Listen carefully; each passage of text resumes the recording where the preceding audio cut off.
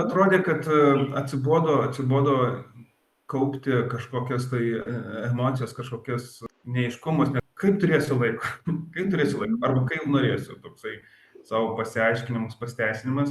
Tiesiog tada buvo kažkas negerai, jausmas, kažkas negerai. Pirmąją tą sesiją tai iš tikrųjų nuėmėm bloką dieną.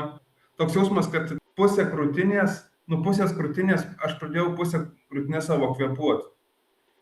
Ir aš galvau, ar tai yra tos dienos jausmas, bet ne, tai mane lydėjo visą laiką iki kitos sesijos, kol mes atblokavom kitus dalykus ir pradėjo nuo manęs tiesiog kristi kaip kokie, nežinau, kokie šarvai, kažkokie kaip, ir tiesiog pradedi kvėpuoti.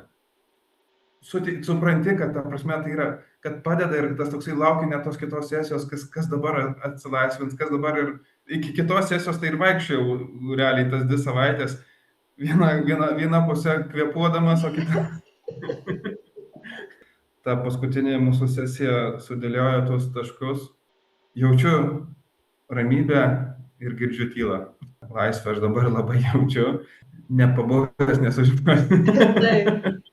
Buvau labiau atviras su aplinkiniais, bet dabar esu atviras su savimi. Taip, ir ką tai keičia, kai esi atviras su savimi? Viską pakeičia. Neigiami dalykai nukrenta, geri dalykai ateina, pasilieka. Bet kai susipažinti su savimi iš naujo, tai labai išlaisvina iš tikrųjų ir tiesiog pasikeičia radikaliai gyvenimas. Tai nebūtinai sutvarko tavo dabartinę situaciją. Kai save pažįsti, tu gali priimti sprendimus visai iš kitos perspektyvos, su ramybė, su taika ir su ta tyla, sąžiningumu pačiam savo. Mes 6 mėnesius ėjom ir paskutinė sesija atvėrė viską, ne, tiesiog paskutinė sesija, paskutinių durų atidarimas į save.